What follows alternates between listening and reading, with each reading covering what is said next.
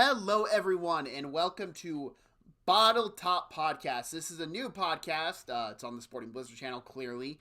This is me with my best friend, Cole. Say hello to everyone, Cole. Hi, everyone. We will be discussing the college football playoffs as a trial run. We will eventually move into pro wrestling reviews, but we both just love watching the college football playoffs. We've watched them together for how many years now? Oh gosh, since we've been in kindergarten, right? That's how long we've known each other. Yeah, we've always watched the BCS championship game. We've watched college Yep. football playoffs. So we just figured let's get used to this recording together. Let's start with the college football playoffs. And hey, perfect time. We are recording this Thursday night, the night right before Indiana and Notre Dame. And you want to guess what game we're going to first? I don't know, Jordan. You should tell us. Indiana Notre Dame. And Heck yeah.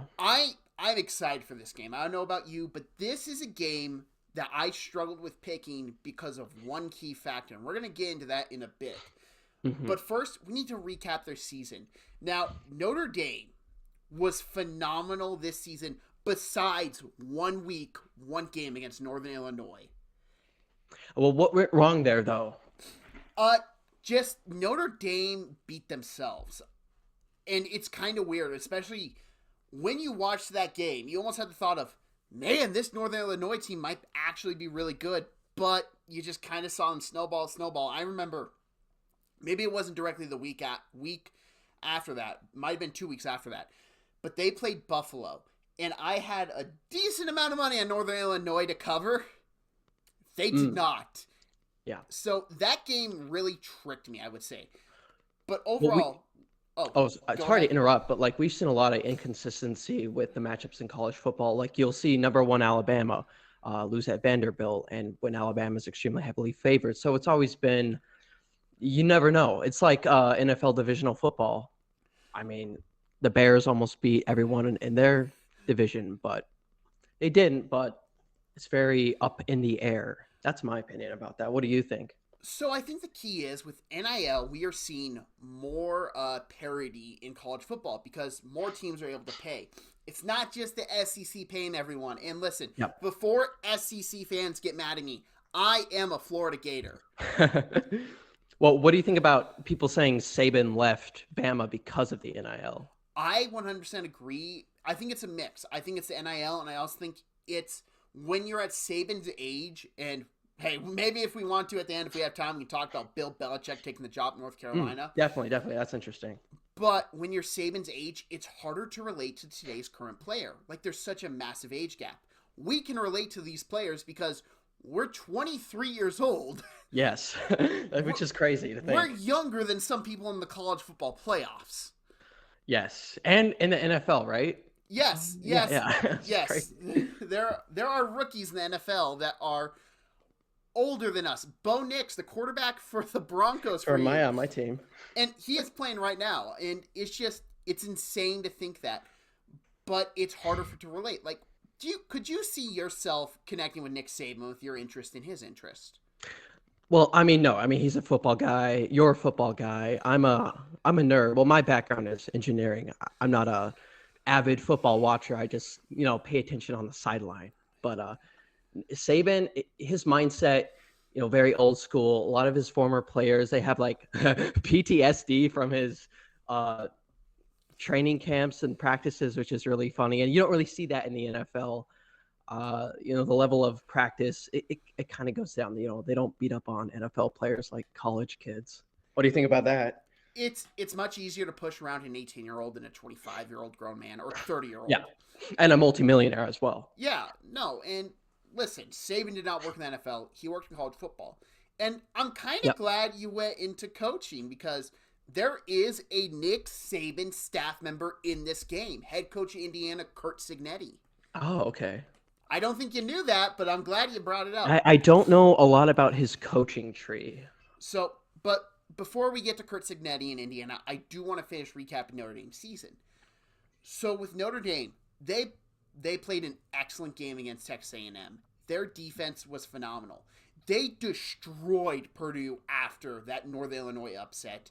They beat Miami, Ohio. They had a good game against Louisville. I remember watching that game. I think the touchdown score difference, maybe a little bit of red herring of how that game was truly like watching it. Mind you, Louisville was ranked 15th in Yeah, the country at that time. Louisville beat Clemson, a team in the college football playoff, so they're no Yeah. slouch of a team. Then they just destroyed Stanford as they should, beat a good Georgia Tech team. Almost beat Georgia recently. I can't remember if Haynes King was playing or not for that game, so maybe it was the backup for Georgia Tech. But they squashed a very good Navy team. They beat a Florida State team that exists this year. They beat up Virginia. Again, Virginia's not good. And maybe their best win, and this is going to sound crazy when they beat Louisville, was Army. Army is really good, and they have the ability to run and pass. I know Navy beat them and whatever. Yeah. Army is a good football team. And then they just went, and this score, it's a little weird. They played a very good game against USC. And so you're looking at the score right now, correct? Yeah. How many teams scored more than 30 points against this Notre Dame defense this year? Looks like 1. So how many points did that team have to score in the fourth quarter against Notre Dame to get to 30 points? Oh, I don't have the... Let's see, 14. 14 points. Entering the fourth, they were at 21. And now let's look, hey, how many teams scored more than 20 points against Notre Dame this year? Let's see. One more, including USC, so 2. 2. This defense is amazing. Marcus Freedman. Round of applause to you, sir. People were calling for him to be fired after Northern Illinois. They wrote the ship, and they went on a phenomenal run. Like, just when you read it, they gave up. I'm just going to start from A&M down. Every game they gave up points. A&M, 13 points. Northern Illinois, 16 points. Purdue, 7 points. Miami, Ohio, 3. Louisville, 24. Stanford, 7. Georgia Tech, 13. Navy, 14. Florida State, 3. I'm surprised Florida State scored that many. Virginia, 14. Army, 14. And USC, 35. Yep. That's incredible. That's incredible defense to get college players. And you got to remember, these aren't just college players. These are college students at Notre Dame. A hard school. The academic requirements are so much harder than in Alabama, then in Ohio State, then in Oregon, then in Georgia, then, hey, I'll take a shot at my own team, then to Florida. The standard is so high there. And not only were they all eligible to play, they did not have an academic suspension this year. They played at that elite of a level. Yeah. Props to the Irish. My legacy. I wanted to interject, but I think I lost my train of thought. But what I wanted to go on about was the reaction to their loss about Northern Illinois. They didn't, slump. They didn't get all depressed. They won every single game since then, and I think that's definitely a testament to the mindset, because football is also a very mind-driven game. Especially I can't find the good word for it. Like mentality. Like, if everyone has the same mentality of winning, working hard, you will do good. If everyone's depressed about the NIL loss, then they're gonna lose more games.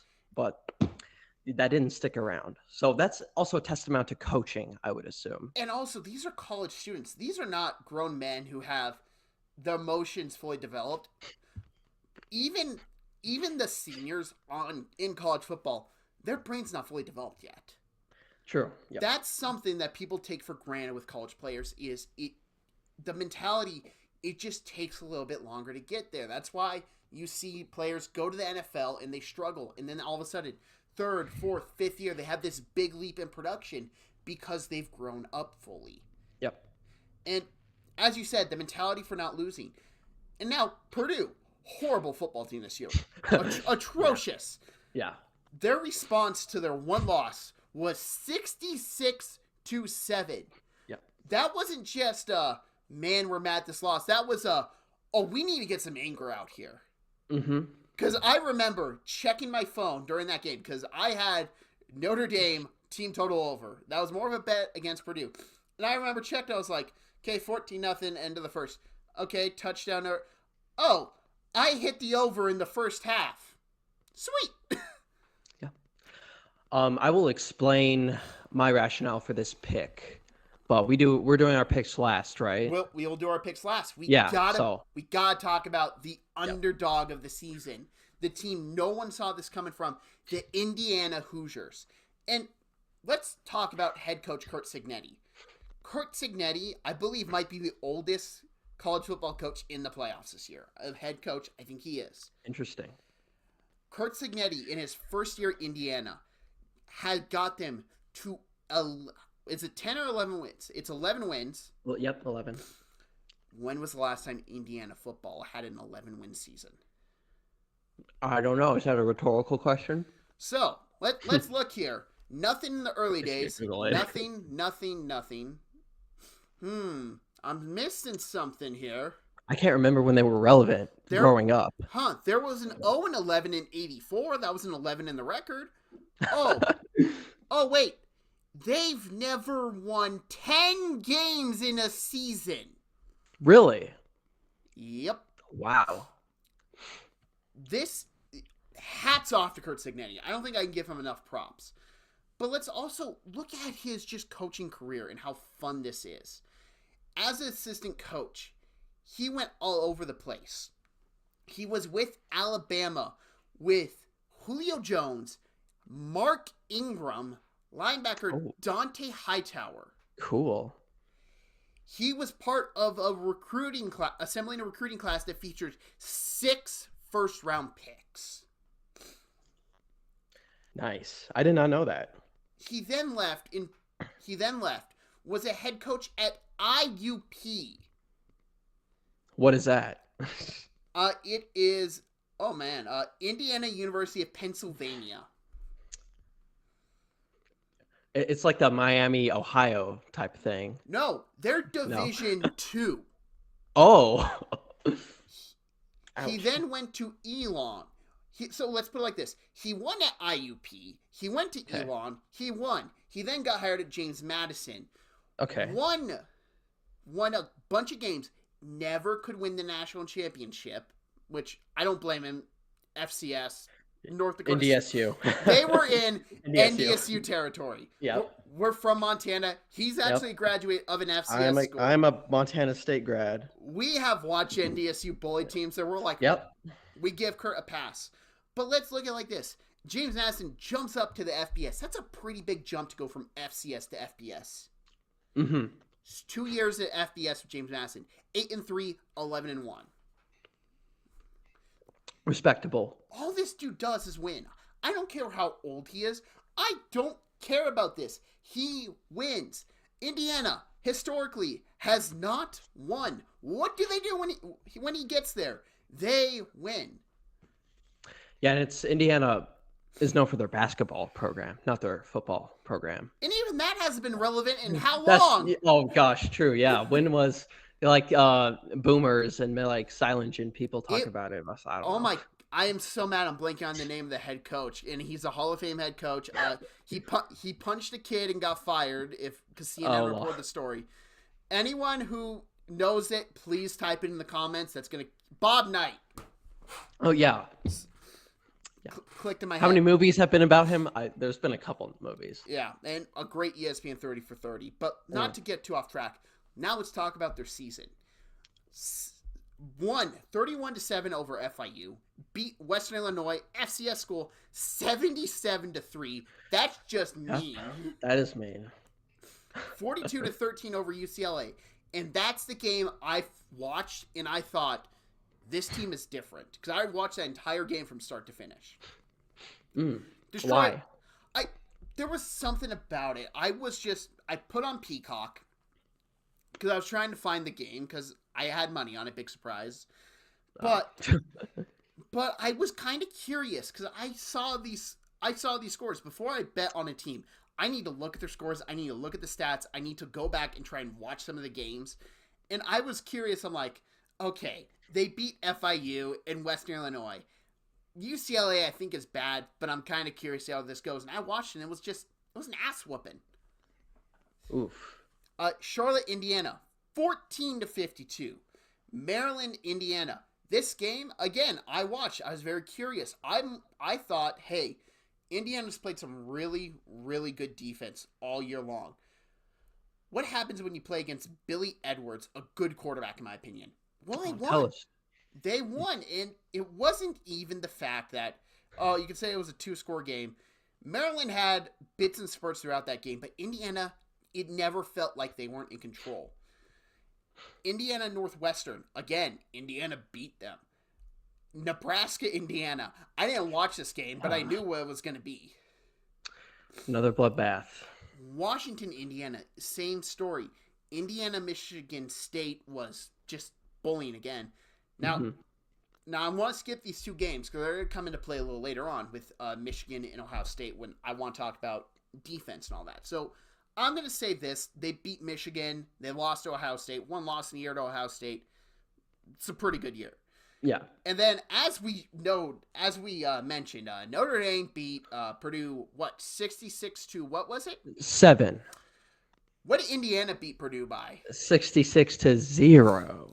So, hey, we found a common opponent. Poor Purdue, first of all. Purdue's going to watch this game with flashbacks. Yeah. I feel for their fan base. But you just watch this, and it was a magical season for Indiana, and I'm very happy for Indiana college football fans because you don't get this every once in a while. It's a very feel-good story. Well, people are talking up their offense a lot. Is that true? Is Indiana's offense like that, number one type thing? Indiana's offense is very good, but I would hold the brakes a bit because when we saw that Michigan game, we saw the Ohio State game, we saw them play against two teams I would consider, out of all those teams I listed, those were the only two teams I would classify as having good defenses. They gave Indiana fits, and we're going to weigh on that before I really go into details. Okay. But now I want to talk about the quarterbacks, and I want to start with Riley Leonard from Notre Dame. Riley Leonard transferred in from Duke. Guy I was very interested at Duke because I thought he had maybe NFL future. I heard a lot of hype about him. I watched him last year, and I was like, he doesn't have the arm for an NFL quarterback. And then you watch him this year, and I agree, same thought process, but Notre Dame knows how to use him. They don't have him air it out. This is not a guy that you're going to give the ball to and say, hey, let's throw it 30 times a game. He only did that once this year, and guess what? That was the game they lost. Wait, no, he did it twice. My bad. Forgot the UVA one. Point still stands. Doesn't happen often. But let's look at his numbers. 158, 163, 112, 154, 163, 229, 203, 178, 215, 214, 148, 155. Those aren't games that are going to make you go, yeah, he's great. No. Because that's not his play style. Now, when we get to rushing yards, he had 721 rushing yards as a quarterback this year with 14 touchdowns. That is your offense. That is what you get with him. He is very good running the football. And that's going to be how Notre Dame is going to attack this Indiana defense. Was that 14? How many rushing touchdowns? I think it's 16 total. 14 touchdowns. 14 rushing touchdowns, 16 passing touchdowns. Oh, okay. ESPN is reporting it. Yeah. Odd. So we look at Riley Leonard, and it's very noticeable what his splits are home and away. He has only 4 passing touchdowns away, 2 INTs. Home, 12 passing touchdowns, 3 INTs. It's a noticeable difference. Indeed. Now, let's go to Indiana's quarterback, because unfortunately, I don't have much to talk about with Riley Leonard. Unless, do you have anything you want to chime in? I don't know much about the quarterbacks, but one thing I want to say, remember, this game is a Friday. That's Friday Night Lights, 6 p.m. in South Bend. Okay? And if you're a quarterback playing in that situation, I think you're going to play your best. All right? I just want to put that out there. Okay. So now let's go to Curtis Rourke. This guy is going to the NFL draft. Not doubt in my mind. I had you look up every single quarterback in the college football playoffs, correct? I looked at, yes, but I just like gleaned over their stats. Do you have all their names that you can play off right now? I can look at them, yes. Okay. I want you to read off everyone and which guy I think has a better chance to improve their draft stock this year in this college football playoffs right now against an opponent like Notre Dame. Okay, so do you want to start with, let's just start Texas Clemson. So I don't know their first names, but so for Clemson, we have Klubnik. Nope. And Texas, we have Quinn Ewers. I think that was his name. Quinn Ewers, good job. Yeah. Quinn Ewers, I don't think will be at Texas next year. I don't think he's going to enter the draft because he has not been good. And Cade Klubnik will be returning. So I don't think either of those two will improve their draft stock. Okay. Moving on, let's do Tennessee and Ohio State. So I don't know how to say the Tennessee guy's last name. Is it Nico Emanmielen? I thought it was like Lamar Lavea. Nope. Okay. Nico, I love him to death. Next season, I might be hyping him up a bunch, but he's only in his second year, so he can't enter the draft. And the other quarterback is Sam Howard, correct? Oh no, so I know this. So Will Howard, he played for Kansas State, right? Will Howard, yeah, yes. Yeah. I apologize, everyone. I'm a Pittsburgh Pirates fan. They had a pitcher named Sam Howard. I call him Sam all the time. That's on me. Will Howard's not an NFL quarterback. Really? Oh yeah, no. Why is that? He doesn't. I don't think he has the arm. I don't think he reads defenses good enough. And lastly, I just don't think he just has it. And I know that sounds weird to say, but when you watch a prospect, you can very much sometimes look at a guy, especially at quarterback, and be like, he's got it. What do you think? Howard is a product of Judkins, right? Isn't he a very top receivers? You mean Jeremiah Smith? Quinshon Judkins is the running back. Sorry, I read that wrong. Yeah, Smith. It's okay. Jeremiah Smith is one of the most talented true freshmen I've ever seen. There's not a doubt in my mind that dude is a first-round pick, probably top 5 pick in a couple of years. Mm-hmm. Howard is a product of having so many great weapons at the college level where he can just give it to the weapons and succeed. Okay. So you want to move on to SMU and Penn State? I'll save you time. Drew Eller is not entering the draft. He has actually announced he's returning, and I was really excited to talk about his draft prospects until I saw he was returning. I was like, okay. And Kevin Jennings, I believe, will be returning as well. I think he can return. And also, he's probably not an NFL quarterback, but that man might be fun for some Taysom Hill packages. So we've gone over Indiana and Notre Dame. So let's go with our 1 seed. I think Oregon's QB is what, Dylan Gabriel? He is too small. Yeah. I will say this. From everything you hear, he's very, very intelligent. That's probably a dude who's going to wind up a coach somewhere someday. Mm-hmm. And for Georgia, wasn't Carson Beck playing and he got hurt, or was that Stetson Bennett? Stetson Bennett's been drafted in the NFL for a couple years now. Carson Beck is the quarterback. He is hurt. I kind of want to save my Carson Beck rant for when we get to the top 4 seeds. So we're gonna wait on that because I have my bones to pick with him. Okay, well, we'll go to, I think Boise State's the 3rd seed, but Maddox Madsen, he has a very interesting story as well. I don't think he has. Okay, I need to be very careful with what I say there because I think he's got talent to be a day 3 NFL pick. I don't think he can. I think Curtis Rourke has a chance to go day 2. Okay, interesting. And for Arizona State, this guy came out of nowhere, right? Sam Levitt? My man, Sam Levitt. So I didn't know too much on him before the season started, but I listened to the Cover 3 podcast, and I want to give out my shout-outs when I can, where I hear something, I learn something. I want to take that and use it. Tom Fornelli was pounding the table that Sam Levitt was a guy. And I was like, okay, Noted, back of my head. I'll remember that when I'm watching ASU. And then I watched ASU. I was like, oh my God, Sam Levitt is awesome. He's just awesome. So, do I think Sam Levitt will make the transition to the NFL? Not yet. I think he's only a junior, so he has a chance to come back. So, I don't think he's NFL guy anyways, but like coming back another year, don't see it. So, Curtis Rourke, I think we just listed off. There's only one other guy that I know for sure is entering the draft, and Carson Beck, and saving that rand for there. No one has more of a chance to improve their draft stock than Curtis Rourke. Curtis Rourke is a dude who I love to death. I think he's got very good eyesight. He's got a decent arm. Again, I'm not pounding my table for a guy to go round one this class, and I'll get to that when we get to the draft cycle.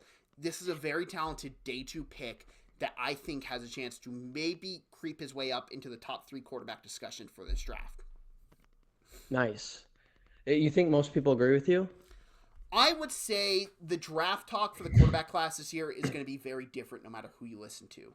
Because I don't think there should be a guy going round 1. That's how low I think of this class.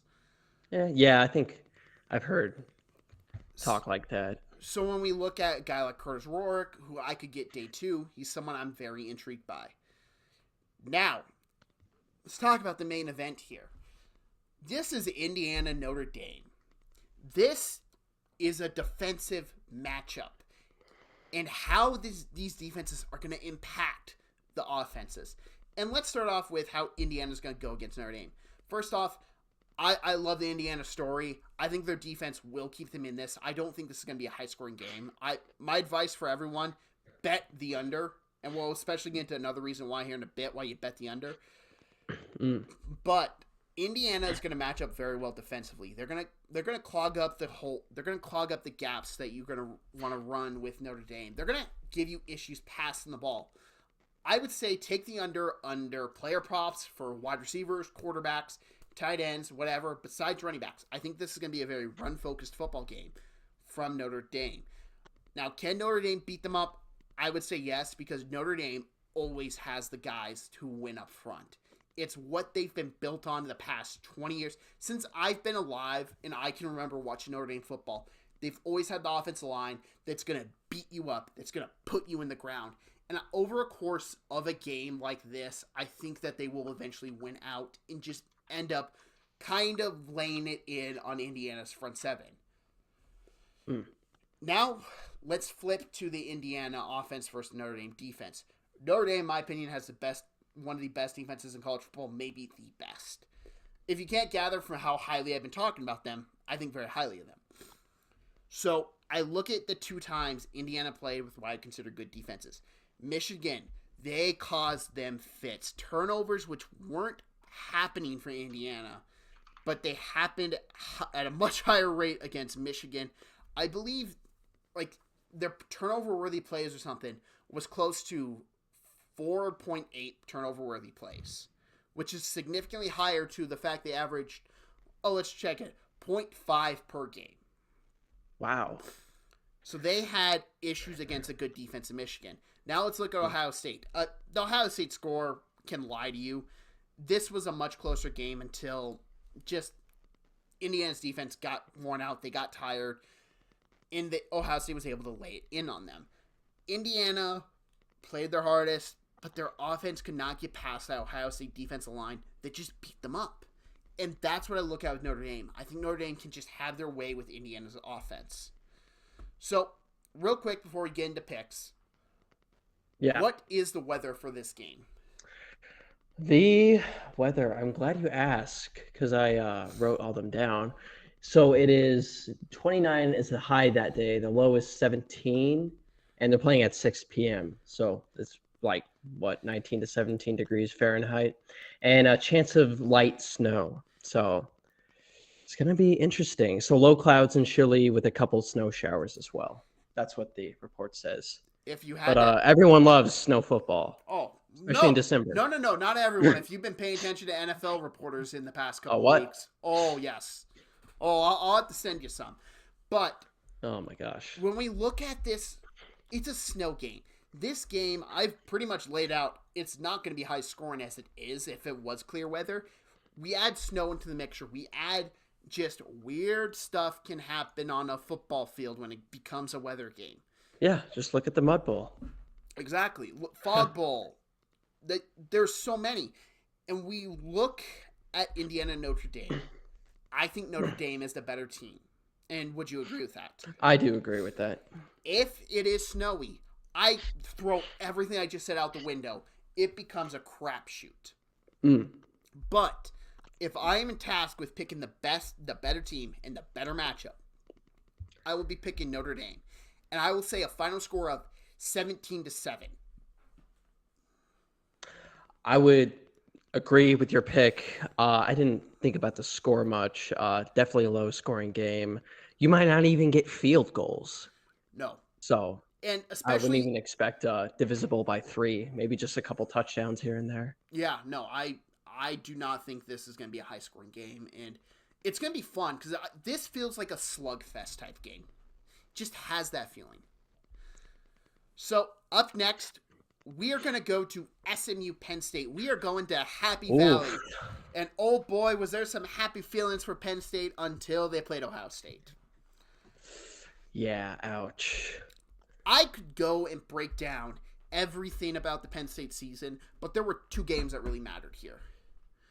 And those ones are? Ohio State and Oregon. They lost both. I do not think Penn State is as bad as that Ohio State game. I believe, especially now with Ohio State's injuries, you play that game again, I think Penn State wins that. But there were so many issues with that offense that day that you were watching. It felt like you were pulling teeth to get yards for Penn State. It was not pretty. But they bounced back. And I'm just going to assume Purdue was everyone's get-right game for Big Ten teams, or if they played them at all, because they beat up on them. Then they kind of got some confidence. James Franklin has a hatred for Maryland. And then they played Oregon, and Oregon's only been tested twice. Well, actually, no. Oregon's been tested 4 times this year, only twice by Big Ten teams, Ohio State and Penn State. Mm-hmm. Do not let this 8-point scoreboard trick you. Penn State missed a field goal. Tyler Warren had a dropped pass that would have got him a first down in the red zone, and they missed a 2-point conversion. And also, on their last drive, they throw a fade route right to the Oregon DB. Passing concept, I don't get that play. So I look at this Penn State team.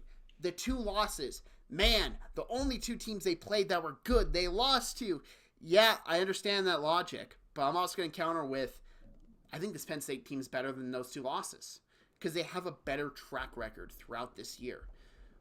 They beat up on teams. The only other team I really can remember, the only 2 teams that gave them a fight was USC, and as weird as it is to say, early in the season against Bowling Green. I know Minnesota was close, but you kind of watched. Say that. You kind of watched that second half of the game. It felt like Penn State was going to win. I didn't feel that when I was watching USC. Bowling Green, I felt like Penn State was going to win, but there were a couple times I was watching and I was like, I don't know. I could see an upset coming. Interesting. Well, you're a Pitt fan, right? That's your second team, right? I wouldn't consider myself a Pitt fan. Okay. I would consider myself a Pennsylvania football supporter. That's what. Okay. So because I thought you were a Pitt fan, you do more like opposition research on the Penn State Lions. But no, I like Penn State, and that's why I don't classify myself as a Pitt fan, because I like Penn State. Pitt fans do not like Penn State. No. that is a no-go. So I think we look at Penn State here. I think they're just a better team than what people would give them credit for. And now, let's go to SMU. SMU. Man, they get made fun of because it's like a rich kid's university and a bunch of wealthy alumni paid for the stadium and stuff like that. Well, guess what? This team's going to be a lot better in 5 years from now. The alumni is going to get into the NIL. This team's going to probably be here a lot in the future. And interesting. So, SMU, I want to tell 2 tales here. I want to talk about the negativity first because I want to end positive, because This is an awesome story when you really look at SMU this year. They lost to BYU. They were playing Preston Stone for that game, and was that a wrong decision? I can't remember if it was the back half of that game or if it was the next game. Kevin Jennings took over, and they did not look back. They beat TCU. They beat Florida State. They beat Louisville. They beat Stanford. They beat Duke in a game they had, I think it was 4 to 5 turnovers or something like that. They mollywop Pitt. They beat Boston College. They destroyed Virginia. They beat up California. I thought they were going to win the ACC, and then they lost to Clemson in a close game, albeit a very close game. Mm-hmm. And I don't want to talk too negatively about SMU because I think this is the beginning of a new sleeping giant awakening. Because as you said, they got money in that school. Yep. They got a lot of money. Don't they have this thing called oil money in that school? Yeah, that's true. They're in Texas. They got that money. So SMU right now, they feel like the plucky underdog. A couple years from now, they ain't going to be a plucky underdog. No. Because they are now a power conference team. And this is what I want to talk about. They were a G5 team last year. They only lost 2 games. In the first year in a power conference, they went to their title game. They were so good this year, they got in without even having to win their conference. And is that more of a testament to coaching, or is it the money and all the talent they brought in? Rhett Lashley is an offensive genius. Excuse me. I don't know how much that they're gonna have to fork over some of that money to keep him, because it's not gonna be long till an SEC school is calling and offering him like $10 million a year to come coach for them. Oh, true, yeah. So they're gonna have to give their coach some money, but I just really want to give SMU their props. This was a very underdog team. I thought they'd be good. I did not think they'd be this good. I thought they would be the 4th best team in the ACC behind Miami, Clemson, and Florida State this year. They were the 2nd best team in the ACC and nearly the 1st. Cool. Should we move on to the QB and defense matchup? 100% in QB matchups. Kevin Jennings, man, he's not going to have these amazing throws that are going to make you just jump up with excitement like this man is that guy. He's not. He's very effective with his legs, though, and he is an adequate quarterback.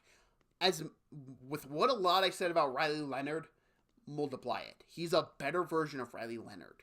He's got a better arm. I think he sees the field better, and he is more mobile and can break off and make big plays happen.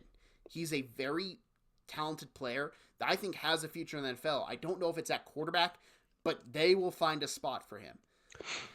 You think he will? I think Penn State, they get criticism on their defense, right? Or is that Oregon? That's Oregon. Penn State's defense is awesome, and you want to what? Let's just talk about the defense. We're talking about the quarterbacks. Okay. Abdul Carter is I love him. This dude is, and I saw Brett Coleman say this, and I went back and I watched his film, and I'm like, he's right. He is Andrew Van Ginkel with a jetpack strapped to him, and that is so much fun. I don't get the reference. Who's the Andrew Van Ginkel? He is a guy who's probably going to be put on the NFL All-Pro list for the Minnesota Vikings, and Abdul Carter is probably better than him right now. Really? He is that effing good. This guy can get to the quarterback. He can drop back and pass. He can do whatever you want. He is a defensive coach's wet dream. Okay. No, This is a family-friendly podcast, Jordan. To Abdul Carter, the kids can skip it or the kids can learn a lesson right now. He is a freak. He will get to the quarterback quickly. He will beat up these offensive linemen. He will drop back in coverage. He can make a pick happen. He does everything. Abdul Carter, and listen, there'll be plenty of me saying this come April, he is the best player in this upcoming draft, and it's not even close. You think he has, the special permissions? Because I know Troy Polamalu, one of the best safeties ever, the Steelers defense was designed to where Troy Polamalu would like roam around and do his thing. Do you think that's kind of how the Penn State defense is? Yes and no. I think they will let him do his own thing, but you kind of want, in college football especially, you kind of want to construct your thing around him. So he's going to rush the quarterback. Let's make damn sure he's not getting chipped. He's not getting double teamed. Let's send a blitz from his side so he's got one-on-one with that lineman. And you know what? If they're going to take a second guy and block him, we got a free rusher coming right at that quarterback. True. And then you have him draw back in coverage. And it might sound weird. If you're a quarterback, you don't necessarily want him there because if you got to take off and run, that dude's fast enough to catch you. And he can run at straight speed at you, getting a head start to hit you. He is a freakish talent. Freakish. Now, let's talk about Penn State's quarterback, Drew Aller. Drew Aller was someone very interesting, as I saw a lot of people were talking about him very highly for the NFL draft, and I saw a lot of people were also very not on him. He is a very weird quarterback, in which I look at these analytics and I'm like, damn, he might be the best quarterback in this draft, and I watch him, I'm like, damn, he kind of sucks. He's very bipolar. And when he announced on Twitter, I saw he was staying another year, I said, good. Because I need to figure out what he is before I'm made to look like an idiot when it's draft talk. So, probably next week when we're recapping this game, expect like 10 to 20 minutes on Drew Aller alone. Oh, wait. Are we recapping these games? Oh, yeah. Next week we'll be you're going to have to make me watch all these games? Yep. Oh, great. Yep. I think Drew Aller is extremely talented. He's got the arm, but there's something missing there, and I want to see if I can figure it out. So I'm going to really go into a deep dive next week on him. And win or loss, I will be saying that. Win or loss, I will be doing this. The SMU defense, I'm sorry, I don't think you can match up with Penn State on offense. I just... they also, and they weren't clutch at the end.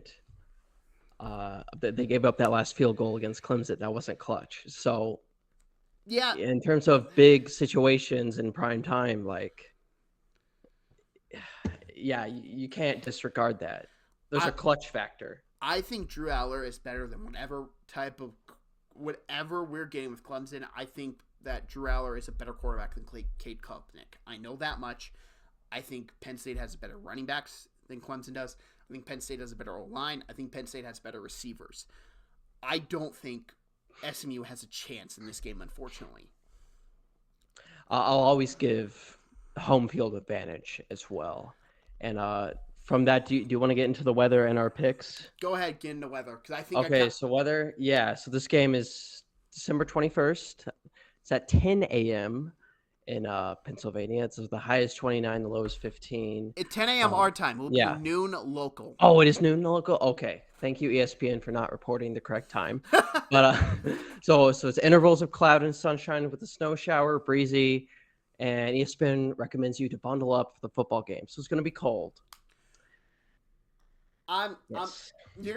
let's put it like this. These are Texas boys. Yes, that's true. They're coming up. They're playing in Penn State. I'm sorry, SMU. You had a great season. I think Penn State rolls. I have them winning 34-10. Yeah, I have Penn State winning as well. I don't really care much about the score. I didn't know we're going to give our scores. But that Penn State home crowd is always loud. They're always there. They show up. And, yeah, you could say that's a 12th man. So yes. That place, because think about the last time they had a game like this. Yeah, and remember, these are college football playoff games in like a home field of a college. Like, this is the first time this has ever happened, right? So, like, yes, this is the first time. Yeah. Now, listen, Notre Dame, they're not going to be as crazy as some other colleges. Now, listen, I very well understand the Catholic school, all that thought process. I was raised Catholic. I get it. But there's a difference because I think a lot of those people going to that Notre Dame game are going to be older Notre Dame fans. I know Penn State's going to have their older fans. That student section at Penn State is always awesome. It is always loud. And you know what they're going to be doing all Friday night? Those college students, they're going to drink. And they're going to drink. Yeah. And they might sleep for what? 2 hours? Then they're going to wake up, they're going to drink. They're going to drink. They're going to drink. And they're going to be the most obnoxious drunk assholes you've ever met. Yeah, and this is past finals week, right? Dude, we're on winter break pretty much. For yeah, we're college. on winter break. These kids have nothing to do besides watch college football and go to their college football game. That city, that town, I don't know where they play, sorry, it's going to be shut down just for this. Because, this is this first time generational event. College football play games at home. It's going to be crazy. Every single home game is going to be crazy. Oh God! When we talk about Texas, that atmosphere. Yes.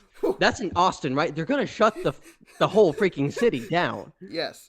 I really am excited to watch that college atmospheres because that's something I've always loved about the NFL. And the Super Bowl, I agree, should be played at a neutral field.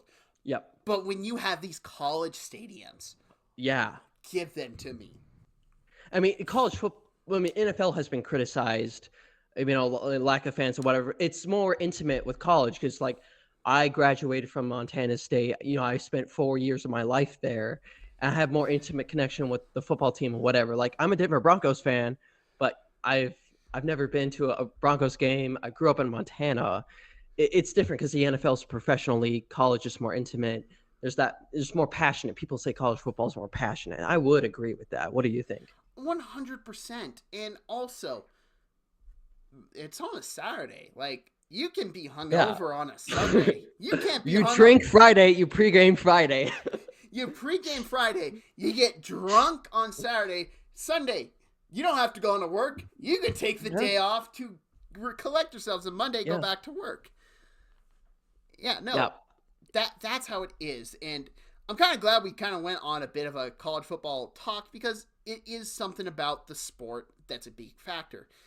Now we got to go to Austin, Texas. Oh, no. Oh, boy. I mean, one of the best weather games, but honestly, I could maybe see this game going either way. I mean, remember Dabo Swinney playoff, that's his element. And coaches, people like to say, the talent makes teams and whatever, but as I've grown up, I've seen coaching become way more important than just players. Because coaches, their job, is to develop people. And if you have a good people developer, this is what I've learned in the corporate world as well, people get better. And when you have a coach that thrives in the playoffs, that's always, it's like a wild card. It's your jack in your card deck. Joker in your card deck.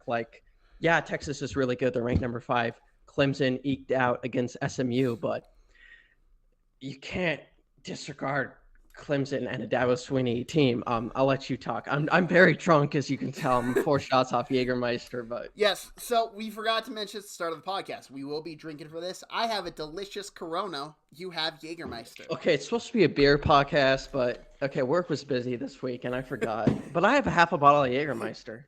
So I want you to give me the weather for this game and then be quiet and let me go off because I have a rant. Okay, you're right. So it's at 2 p.m. I think that's Mountain Standard Time. Central. They're in Central. Central also. So Central, 2 p.m. Wait, so that's 3 p.m. their time. Afternoon. People, they eat lunch. Maybe they pregame. This is Texas. It's barbecue and alcohol. True. December 21st, 3 p.m. Austin. High 61, low 44. Plenty of sunshine. ESPN says it's a nice afternoon playoff football game, and this is beautiful sports weather. This is what I like to play in when I played lacrosse, but this, neutral weather. I'll let you rant because I went off drunk already. Texas. We need to have a conversation here, Texas, because this genuinely annoys me. You have all this talent. This offensive line talent is amazing. This defensive talent is amazing. All this. And you're running out Quinn Ewers every single week. Same results. I don't care if he's not healthy. I think even when he is healthy, he's your second best quarterback on this team. He has an injured abdomen. He does not look healthy throwing the ball. And you know what? He has limited movement now with an ankle injury. Quinn Ewers should not play in this game. The fact Texas is playing Quinn Ewers in this game is why I am picking Clemson to win this game. Wow, okay. Arch Manning is your best chance to win a national championship. Arch Manning is your best chance to go further in the college football playoffs. This Clemson D-line is going to get after Quinn Ewers. They're going to send blitzes. This front is going to eat him up. He ain't going to be able to move. He's going to have issues throwing the ball. I think Clemson outright wins this game if Quinn Ewers plays the entire time. Now, if Arch Manning plays, it's a different story. I think if Arch Manning plays, Texas will win this game hands down. But I look at this quarterback. I look at this husk of a quarterback that he was last year. Quinn Ewers was a much better quarterback last year. He clearly either has no confidence or he is injured beyond belief. Either way, he should not be starting. Okay, so I'll interject. So let's say hypothetically Texas puts up no points to like half of the first quarter or maybe even the first quarter. Do you think Ewers gets benched for Manning? No, because I don't think Sark would do that move unless Clemson really took a good lead against them. If we're talking 21-3 at halftime, I could see the move happening. Okay. But this is another thing I want to talk about. I don't think Sarkisian is a good big game coach. He was horrible as an offense play caller in Atlanta. Horrible. He's the guy who replaced Kyle Shanahan. What would happen when they got in the red zone? He would get cute. He wouldn't target Julio Jones. Stupid. He went to Alabama. You know why Alabama won? Because they had the best talent on the field every time they played football. It didn't matter what side of the ball. They had the best talent on the field. So, of course, he looked great. And I'll give Sark credit. I think he's a great recruiter. I think he can recruit talent. But he is calling the offensive plays. And I do not trust a Steve Sarkisian offense when the game matters the most. Look at Washington last year. Washington did not have the talent that Texas does. And Washington went into the South and beat them. Yep. I'm sorry. Oh, well, neutral field, right? Was that on a neutral field? That was close. I'm pretty sure. I know neutral field. It was in the southern parts of the United States. What's closer? Texas, Washington. Okay, Texas, yeah. I don't think Sark, if he's the play caller and Quinn Ewers is the quarterback, I don't think they're going to win this game. If you give me Arch Manning, you at least give me a chance to think Texas can win. But with all that ready up against you, I think Clemson wins. I don't think highly of Cade Klubnik. I don't even really think highly of this Clemson team all that much. I just think that low of how that low of how Quinn Ewers is playing and that low of Steve Sarkisian when the games matter the most. Interesting. So you brought up that Texas's head coach is wishy-washy in big games. How many big games do you think Texas really had this season besides Georgia? 2. And guess what? Just the Georgia ones. Just the Georgia ones. And what happened in those? They lost. They bullied the refs in the first Georgia game. They very much did bully the refs. Yeah. But let's look at it like this. Georgia lost their starting quarterback. And they won. Yeah. It was 6-3 at halftime against Georgia. Your offense, I think Quinn Ewers threw 2 interceptions on the Georgia side of the field in that first half. Why not play Arch? I think so, yeah. I know, hey, he put up 358 yards. Great. Good for him. The numbers lie there. The film does not. He did not play good. He has not played good against good teams this year. And you know what? They've only played a good team. They played them twice, and he did not look good in either one against Georgia. What about Texas A&M? Just played them. So A&M, and when I classify good, I mean college football playoff good. A&M was a good college team overall. Quinn Ewers looked horrible that game. He looked atrocious. Kentucky, I don't think he looked good against Kentucky. Arkansas, he did not look good. You know why he looked good against Florida? Because Florida was playing their third-string quarterback because their starter and backup were both hurt, and they were turning the ball over, giving Texas short field. And you know what the team did? They said, we'll mail it in. We got LSU. We're going to go try and beat them. Also, they had a close win against Vanderbilt. I didn't watch that game. Do you know anything about that game? Yeah, I will say this. Probably a better game than like of the stretch of teams Texas has played, maybe the best game of their season. Oh my gosh. 2 picks in that game from Quinn Ewers. Oh. This team is not gonna win. I don't, and even if they do beat Clemson, they're not beating ASU. Really? You think that? I think that low of Quinn Ewers right now. Okay. I'd have to rethink my bracket because I had Texas winning, and yeah, I don't know much about Texas and Clemson, but later. Yeah, I would because you just said you picked Texas. No, excuse me, you picked Clemson. Yep. Sorry, I'm drunk. I have Texas. I'll hazard and say home field advantage. Austin's gonna be crazy, but I didn't know much about the Quinn Ewers stuff like you brought up. It's definitely something to consider, especially when they go play Arizona State in neutral territory. But I've watched Big 12 football because my mom's a Kansas State grad. I watched K-State games. Yeah, Arizona State's really good, but the Big 12's been very this season. I think a lot of people agree with that. I would say the Big 12 has been the most fun conference as you didn't know who. Fun, okay, yeah, like you'll have Kansas upset like 2 teams, like they'll upset BYU, then they'll upset Colorado just for the hell of it. And then they get destroyed against Baylor. Yeah, like whatever. This is so silly. But I don't think highly of this Texas team right now. That's the end of the story. And do you have anything to add on this, or because you already said you are picking Texas right now? Yeah, I'm picking Texas. Definitely close game. If one college football playoff game is going to overtime, it's this one. And if it does go into overtime, that's a coaching advantage. And I'll give the coaching edge to a Dabo Swinney-led Clemson team. But, if it's not an overtime game, if Texas decides to bench Ewers and they put in Manning, I'll go Texas, especially because it's in Austin. But if this was in Clemson, I don't know their stadium or where they play. South Carolina, Death Valley. Okay. Wait, I thought Death Valley was LSU. Yes. Okay. Is Clemson also Death Valley? What? I believe so. If not, it's very close. Okay, if this was like a Clemson home game, I would probably say Clemson. But I think home field advantage in these types of games really does matter. Yeah. But so I'll go with Texas. Give me Clemson. I can't wait to upload that as its solo clip and have Texas fans coming for my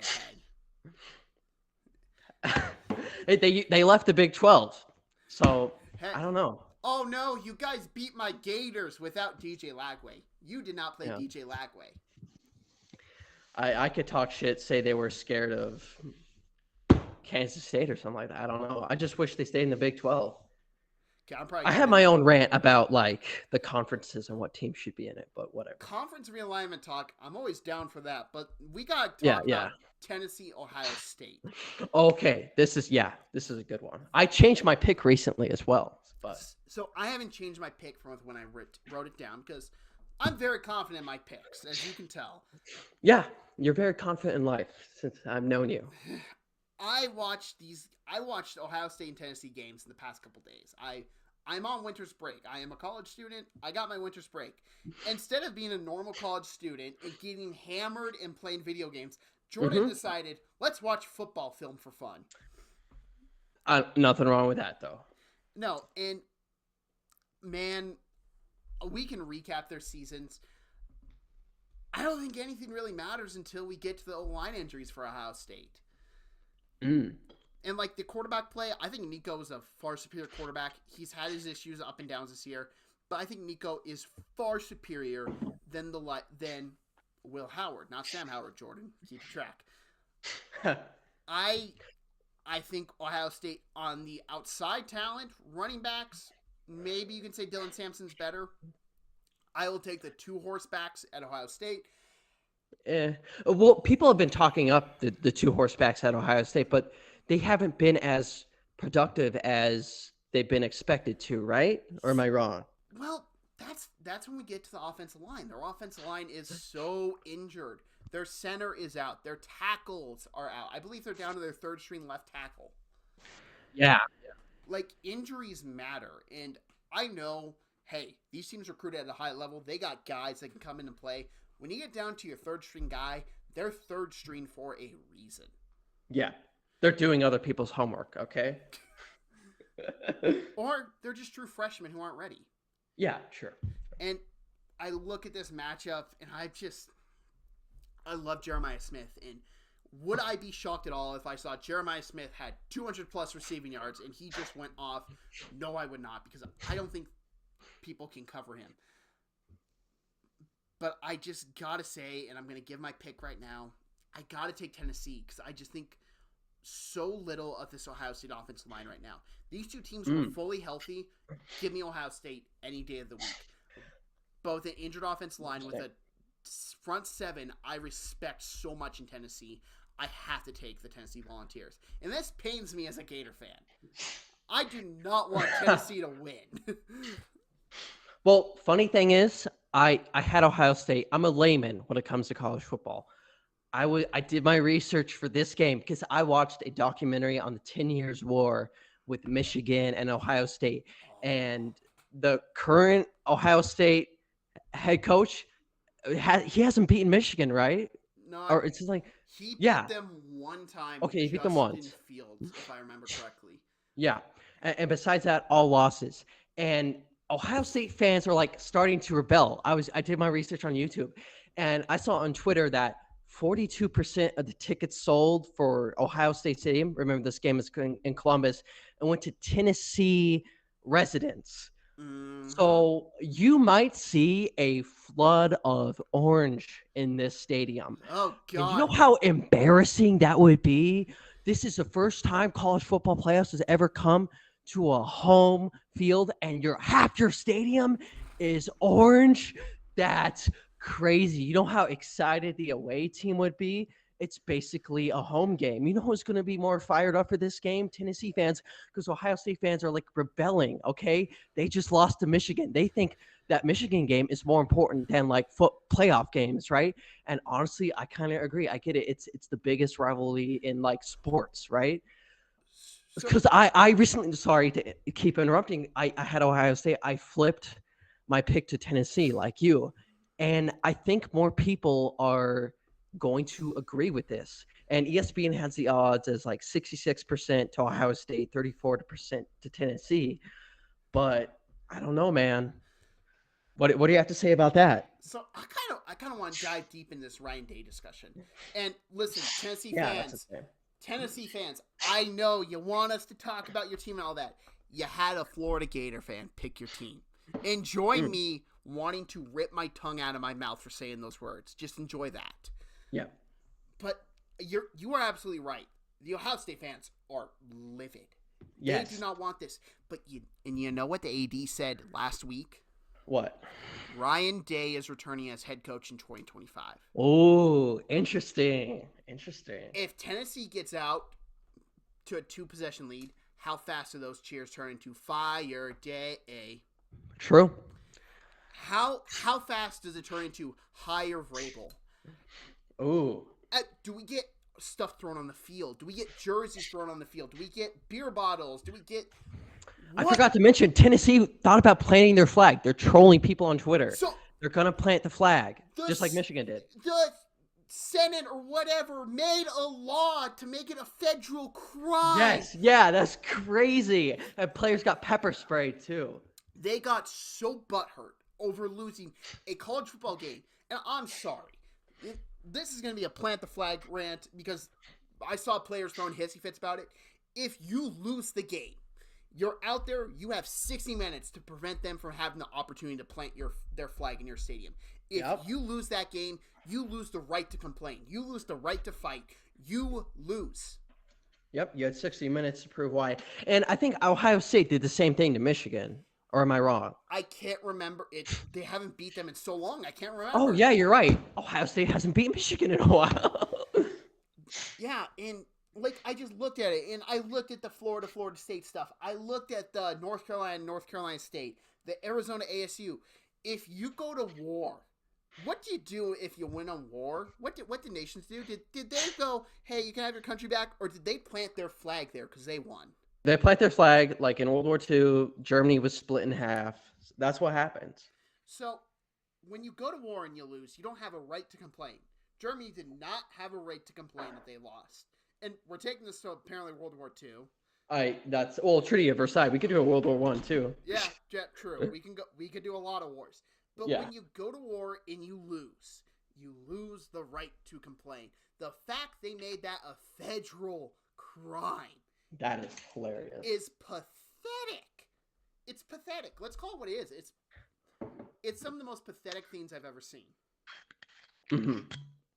Yeah, I don't know if I have much else to talk about that, but let's talk about the fact that Ohio State might fire their coach after this game. Because I hope so. if this loss is bad enough, if this loss just gets those gears, those boosters going, and gets the people who are giving you the money for the NIL, what if they just revolt and say, fire him or we pull our funds? Yeah. You got to. And listen, if Ryan Day gets fired, I can tell you right where he's going to be a head coach. Where? He'll be the Chicago Bears head coach. Ooh. Ugh. Yep. I think the possibility of him being fired brings up so much more fun than anything this game can provide on paper. When the game's done being played and we get to talk about it next week, we're probably going to talk about this game the most. Wouldn't you agree? Yeah, I hope so. Because it'll be a good game and we'll have a bunch to talk about, and we might have, by the time we record, a job opening. And then we can talk about, the hot boards. What are we going? We're going to be looking down. We're going to be like, okay, Reddit says they want this guy.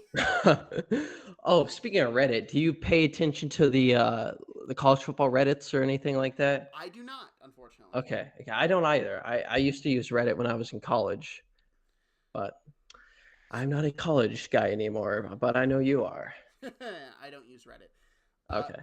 So we gave our picks for these teams. Now, I want to just spend a little time talking about the top 4 seeds. Real quick, this won't be too long. Okay. Arizona State, fun story. Kenny Dillingham going back to his college, taking them in 2 years, winning a Big 12 title. Did not see this coming. Yep. Props to him. Coach of the year, I know he won it for the Big 12. I hope, maybe Kurt Cignetti won it, and I understand that. But he is definitely had one of the better stories this year. So round of applause to Arizona State. Mm-hmm. I don't really have a whole bunch to talk about them besides Cat Scataboom being amazing and fun to watch. But I don't think they're really the team to talk about here because their other 3 are way more captivating. And the third seed, Boise State. Boise State, and I live in Boise because I work at Micron Semiconductor.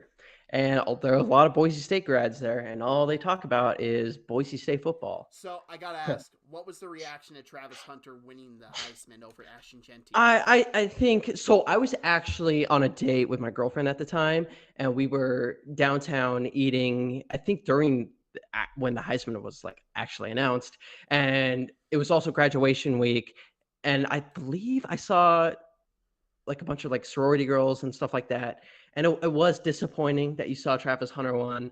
I guess I'm biased because I wanted Jeanty to win, but I guess that's a different discussion. But I think Boise State will play even harder now that Jeanty didn't win, just to prove something, or because the Boise State head coach, he talks up Jeanty a lot. Dynamic guy. He changes the locker room, a very influential individual. Even though I don't have Boise State winning the Fiesta Bowl, I would never count them out of beating either SMU or Penn State. What do you think about that? I hope your colleagues don't hear you saying that.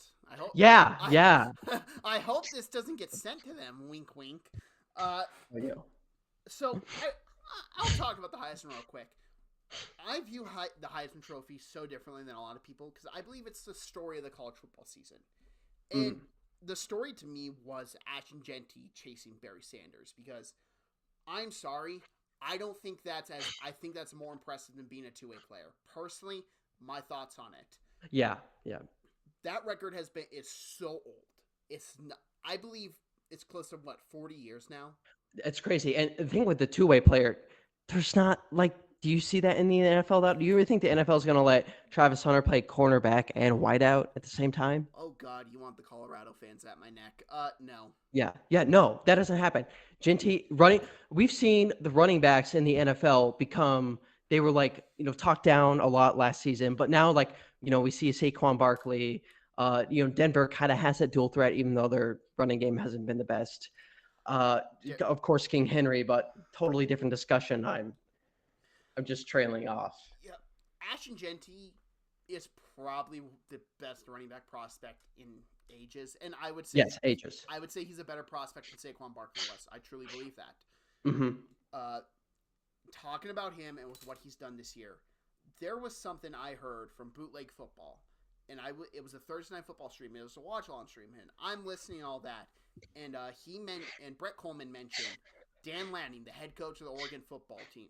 Before they played Boise State, he said this is the best player we're playing all year. Interesting, huh? Oregon, think about it. They played Ohio State. Yeah, There was no one in Ohio State that he thought was a better football player than Ashton Genty. yeah, and Oregon beat Ohio State, and they did beat Boise State, but was that by like 3 or something? Yeah, they were both close games. And Yeah. Boise State, unbiasedly, you want me to take, I am not unbiasedly. Biasedly, I want them to win the whole thing this year. Not just because, Oh, true. Yeah, yeah. not just because, like, we got connections to Boise State, because I will always say this Montana, you're a flyover state. We're always called the flyover state. You know, it's also a flyover state. Idaho, I know. Yeah, and Boise State used to be in the Big Sky. the Big Sky. Yeah. Like there's connections here, and it'd be really cool to see them do it. I don't think they will do it, but this is a story I love, and if they beat a Penn State, it wouldn't shock me honestly because Ashton Genty is special. Yeah. Yeah. Number 2 seed Georgia. Oh, jeez. I got a bone to pick with you, Mr. I Carlson. I don't think they're gonna win the Sugar Bowl, but different conversation. So, Georgia, probably the best team in college football this year, talent-wise. And I'm saying talent-wise. Carson Beck, I thought, could be the first pick in the NFL draft before the season. I was gun-ho on him. I loved his talent. I thought he was good. And then he played this year. Yeah. I don't know what happened, but he makes Daniel Jones look like Tom effing Brady with the decision making. Heck yeah. I don't know. And hey, you can say his line got beat up. Good. Everyone's team is hurt. It happens. He has regressed so badly. I don't consider him a top 5 quarterback in this draft probably now. Interesting. And I look at this. Gunnar Stockton. I don't have enough knowledge in Gunnar Stockton to say how much better he is than Carson Beck or if he's worse. Jaden Rashada. He's their now backup. It's kind of telling what they think about Jaden Rashada that when Gunnar Stockton had to get pulled to get his head checked for a concussion, on that goal line, they put in Carson Beck to do the handoff with an injured arm. Ooh. That's kind of telling what they think of Jaden Rashada. So they're one injury away from a third stringer they don't trust. I don't have high hopes for Georgia right now. And the top seed, Oregon. Oregon's built right. They're built. Mm-hmm. They are built extremely good in the recruiting process. Dan Lanning does a tremendous job. Mario Cristobal did a tremendous job building that team out first. Phil Knight gives them a lot of money to play. Yeah. And you just look at it, and they do take transfer portal kids. Both what they do is they take smart. They don't build their entire team off of it. It's very pick and choose. Hey, we have all these recruits, so we can pick and choose which guys we want. That guy makes us better.